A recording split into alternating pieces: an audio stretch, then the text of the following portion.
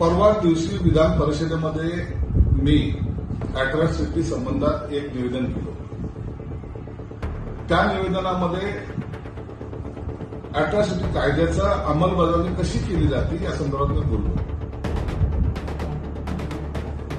जर एखाद्याने समाजावर दलित समाजावर जर अन्याय अत्याचार केला असेल तर तातडीने गुन्हा दाखल हा केला जाईल, परंतु त्याची आयोगातर्फे चौकशी सुद्धा केली जाईल आणि नंतर त्याला अटक केली जाईल. हे माझं स्पष्ट मत मी या विधान परिषदेमध्ये मांडलं.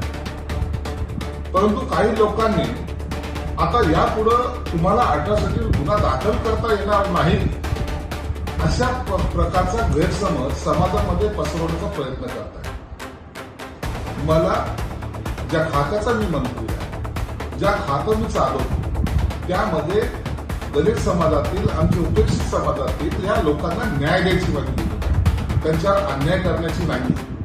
म्हणून काही लोक जे काही गैरसमज पसरवत आहेत त्यापासून आपण सर्वांनी सावध राहिलो पाहिजे. यांना उद्योग नाहीये, यांनी आपला परीचा कावळा करण्याचा प्रयत्न केला. दलित समाजावर, माझ्या बांधवावर, भगिनीवर कुठेही अन्याय होणार नाही याची काळजी घेण्याचं काम हे माझं आहे. म्हणून आपण निश्चित राहा. कुठेही अन्याय झाला तर मला निश्चित फोन करा. मी तुमच्या सोबतीला उभा राहील. धन्यवाद. जय हिंद.